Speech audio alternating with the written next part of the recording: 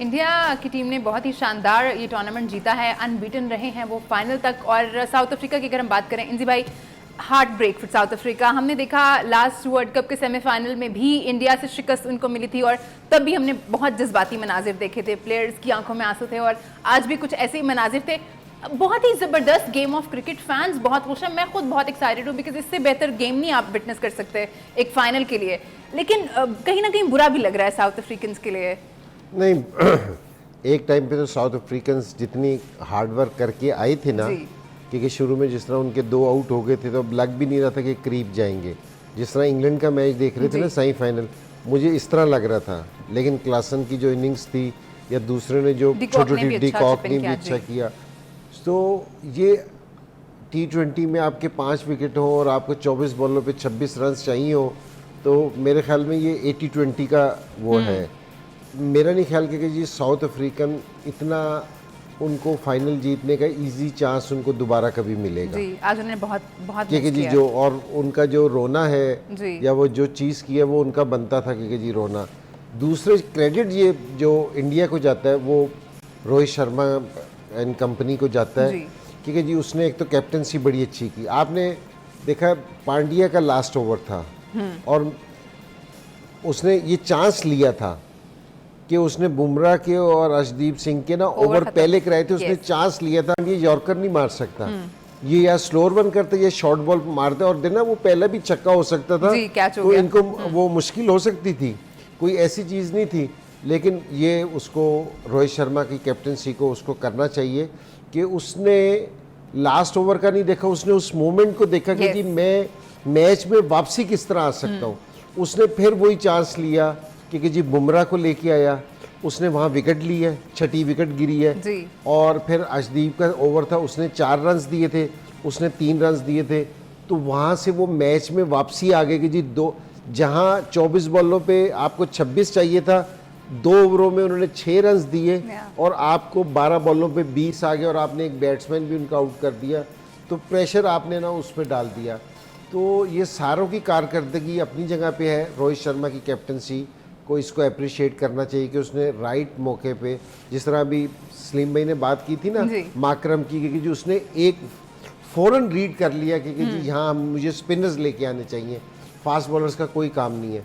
इस तरह इसने भी फ़ौरन रीड किया कि जी यहाँ मुझे आखिरी ओवर तक नहीं बुमराह को लेके जाना, उसने चांस लिया जिसमें वो कामयाब हो गया और इंडिया थ्रू आउट बड़ी अच्छी क्रिकेट खेल रहा था, तो डिज़र्व करता था कि जीतने के लिए।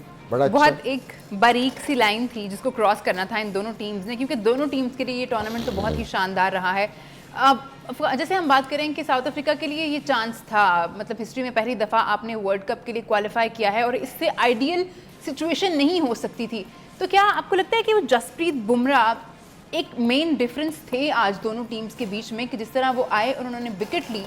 देखिए उन दोनों ने बहुत अच्छी बॉलिंग की, अर्शदीप ने, और उसने जो ओवर किए हैं मेरा ख्याल ये हालांकि कोई उसने एक्स्ट्रा ऑर्डिनरी बॉल नहीं किया। आप जो हुए ना कोई रिवर्स स्विंग हुई है या उसने कोई एक्स्ट्रा पेस से बॉल की, सिर्फ लाइन पे बॉल की, और मेरा ख्याल है कि वो बहुत ज़्यादा अंडर प्रेशर खेले हैं। आखिरी ओवर जैसे ही आउट हुआ है ना क्लासन जी, उसके बाद वो आप देखें कि हालांकि मैंने बहुत कम ऐसा होता है, बहुत कम मेरा ख्याल 50 में से कभी एक आध मैच ऐसा आपको देखने के मिलेगा कि 24 बॉल पे 26 रन हों तो वो आप मैच आ जाएं, इवन 2 ओवर पड़े हों तो टीम मैच जीतती है।